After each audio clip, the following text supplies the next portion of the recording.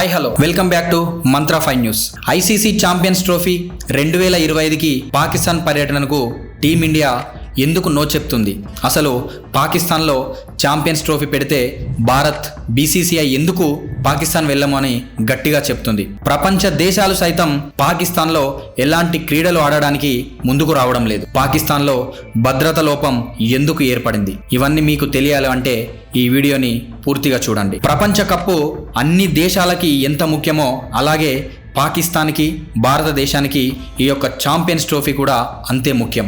అలాగే ప్రేక్షకులు కూడా అంతే ఆతృతగా ఎదురు చూస్తారు, ఇటు భారత అభిమానులైనా పాకిస్తాన్ అభిమానులైనా. కానీ ఈసారి 2025లో జరగబోయే ఛాంపియన్స్ ట్రోఫీ పాకిస్తాన్లో జరగాలి. మన బీసీసీఐ పాకిస్తాన్కి వెళ్ళము అని ఐసీసీకి బల్ల గుద్ది మరి చెప్పేసింది.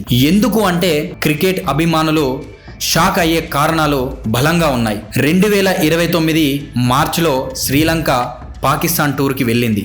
అక్కడ ఎవరు ఊహించని సంఘటన ఒకటి జరిగింది. గద్దాఫీ స్టేడియంకి వెళ్తుండగా శ్రీలంక క్రికెట్ టీం బస్ పైన ఉగ్రవాదులు విరుచుకుపడ్డారు. ఆ సమయంలో శ్రీలంక టీం అందరూ అదే బస్సులో ఉన్నారు. తుపాకులతో బస్ పై కాల్పులు జరిపారు. డ్రైవర్ ధైర్య సాహసాలతో అందరినీ కాపాడగలిగాడు.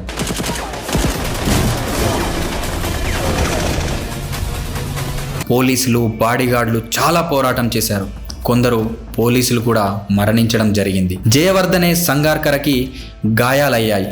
మ్యాచ్ని రద్దు చేసుకొని చాలా భావోద్వేగంతో శ్రీలంకకి పయనమైంది శ్రీలంక టీం. ఇది క్రికెట్ ప్రపంచానికి చాలా చీకటి రోజు. పాకిస్తాన్లో క్రికెట్ గుండె ఆగినట్టు అయిపోయింది. ఇక అప్పటి నుండి అంతర్జాతీయ మ్యాచ్లు పాకిస్తాన్లో ఐసీసీ నిర్వహించలేదు. కేవలం దుబాయ్ లాంటి ప్రదేశాల్లో పెట్టారు.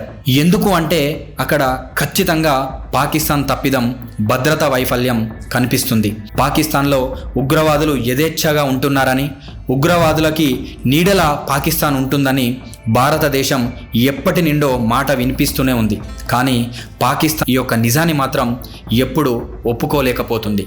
మరో సంఘటన పుల్వామా ఘటన. భారత్కి పాకిస్తాన్ అంటే చాలా ద్వేషాన్ని, కోపాన్ని తెచ్చిపెట్టింది. మన ఆర్మీ సోదరులు ఉగ్రదాడికి బలి అయిపోయారు.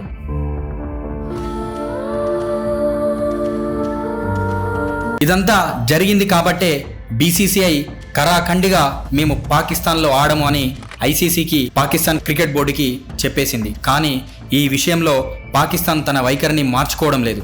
ఎలాగైనా ఛాంపియన్స్ ట్రోఫీని పాకిస్తాన్లో పెట్టి తీరాలి, భద్రతా వైఫల్యం రాదు అని చెప్తుంది.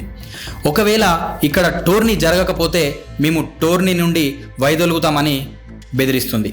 మేము ఈ ట్రోఫీ ఇక్కడ జరగకపోతే మేము కూడా భారతదేశానికి రాము అని అంటుంది. ఎన్ని చేసినా కూడా భారతదేశం దీనికి అంగీకరించడం లేదు. మీ ఉడత ఊపులకి భయపడేది లేదు అంటూ గట్టిగానే చెప్పేసింది. ఈ మధ్య మళ్ళీ పాకిస్తాన్లో ఆత్మాహుతి జాడులు జరుగుతున్నాయి. దీనిని ఎగ్జాంపుల్గా భారత్ చూపిస్తూ ఇలా పరిస్థితులు ఉంటే ఎలా వెళ్తామో, వెళ్ళేదే లేదు అని అంటుంది బీసీసీఐ.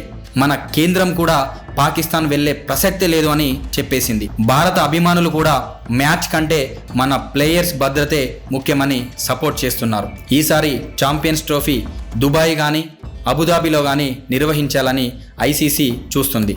మరి దీనికి పాకిస్తాన్ ఒప్పుకుంటుందా లేదంటే టోర్నీని బహిష్కరిస్తుందా చూడాలి. మరి ఇకనైనా పాకిస్తాన్లో భద్రతా చర్యలకి మార్పులు తీసుకొని వస్తారా లేదా అనేది చూడాలి. లేదు అంటే పాకిస్తాన్ అలాగే బుద్ధి చూపించుకుంటూ ఉగ్రవాదులకి ఆసరాగా ఉంటూ ప్రపంచం దృష్టిలో ఏకాకిగా ఉండిపోవాల్సిందేనా? సో ఫ్రెండ్స్, పాకిస్తాన్ వైఖరిపై మీ యొక్క అభిప్రాయాన్ని కామెంట్ రూపంలో తెలియజేయండి. ఛాంపియన్స్ ట్రోఫీ పాకిస్తాన్లో జరిగితే మంచిదా, భారతదేశంలో జరిగితే మంచిదా, లేకపోతే దుబాయ్లో జరిగితే మంచిదా? ఇలాంటి మంచి మంచి వీడియోస్, లేటెస్ట్ అప్డేట్స్ కోసం మా యొక్క ఛానల్ని సబ్స్క్రైబ్ చేసుకోండి. అలాగే లైక్ చేయండి, మీ యొక్క ఫ్రెండ్స్కి షేర్ చేయండి. Thank you all. జై హింద్.